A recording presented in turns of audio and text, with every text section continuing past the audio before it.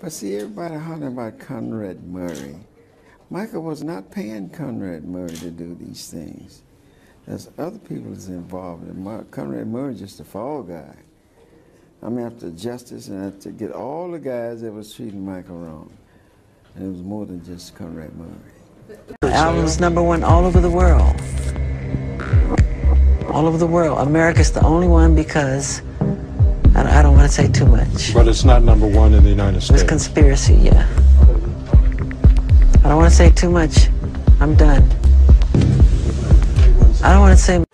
The media gives us different views of what took place. You need to analyze it on your own, what you think took place, what the facts are, and what the truth is. Michael Jackson were what we call enablers. They had a lot to gain from him and a lot to lose from him. He was dependent and ruled by others, and that really contributed to his demise. He had ruthless people around him who found him to be extremely vulnerable. They're all sycophants. They're parasites, most of them financial parasites.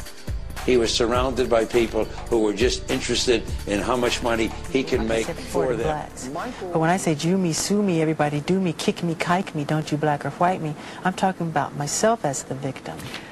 You know, But I understand in 2005 you were with him and actually took him to a hospital at one point, correct? Yes, that's right. That was the last week of the trial. And when I got a call from Joe and a message from his mother that I needed to come out and just take a look at him because they was worried about his demeanor. When I get there, I go to the trial. From there, we go back to Netherlands. And he asked me to come upstairs, and then he grabbed me and started crying and said, please don't leave me. They're trying to kill me. And I said, when's the last time you ate? He said, no, they'll poison me. I said, well, when's the last time you drank water? And so one thing led to another. So I have a friend of mine that has this huge machine in L.A., Global Cardia Care. I said, if you can bring this machine down, Michael's agreed to get on it. And they clamp you and they squeeze you and it'll print out everything in your body. And the only thing that it printed out was he was extremely dehydrated. Nothing wrong with his heart, nothing wrong with his lungs. And so the next day after we left court, I said, I need to take you to a hospital. He said, no, they'll kill me. And I said, well, let's do this. Let's let nobody know where we're going. Let me drive you up to San Francisco to a hospital that don't even know we coming. He agreed to that. And then I said, look, 20 miles away from here, let's go to one of these hospitals. And we went to a hospital, and they examined him, and at 5:30, or a little bit before 6, they started intravenously putting liquid in him. At 6 o'clock the next morning, they were still putting water in him. And the doctor said to me, had he waited 12 more hours, he would have been dead. What was going through your mind when you're taken into a police station in handcuffs to have a mug shot taken that you know was going to be shown around the world? They did it to try and belittle me, to try to take away my pride.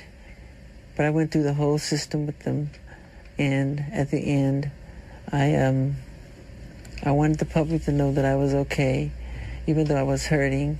What happened when they arrested you? What did they do to you? They were supposed to go in and just check fingerprints and do the whole thing that they do when they take somebody in. They manhandled me very roughly. My shoulder is dislocated, literally. It's hurting me very badly. I'm in pain all the time. See this arm? This is as far as I can reach it. Same with this side over here. Because of what happened at the police station? Yeah, at the police station. And what they did to, if you saw what they did to my arms,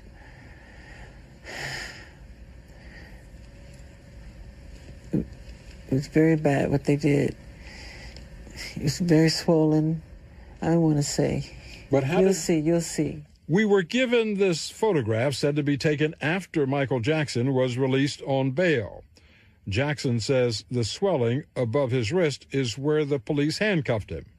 How did they do it? I mean, what did they do?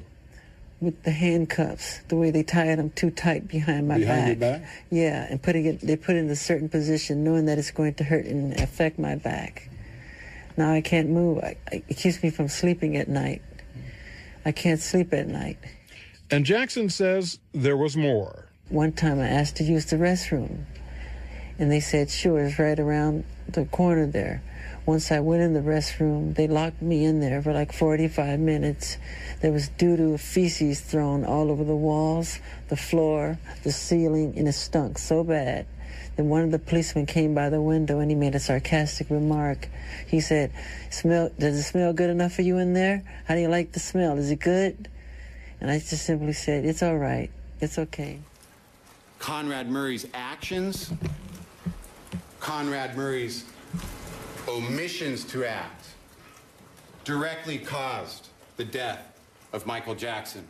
Conrad Murray figuratively and literally abandoned Michael Jackson on June 25th, 2009. Involved in this whole conspiracy. This is a conspiracy that we're dealing with.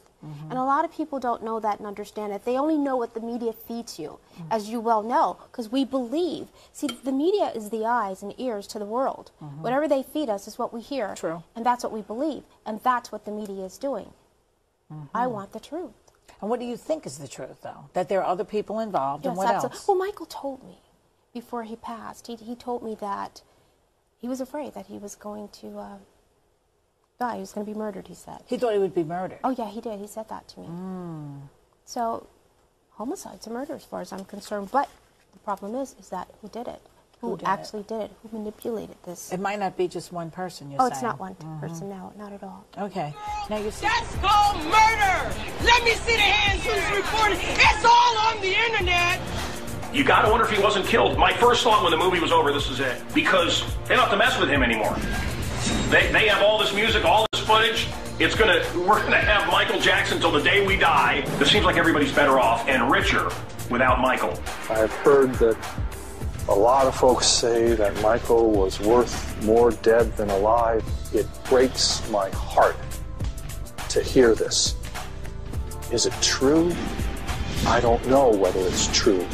Time, I think, is the only judge that we can ever have of that. How has it impacted my touring, record sales? Album's #1 all over the world. All over the world. America's the only one because I don't want to say too much. But it's not #1 in the United States. It's conspiracy, yeah. I don't want to say too much. I'm done. I don't want to say much.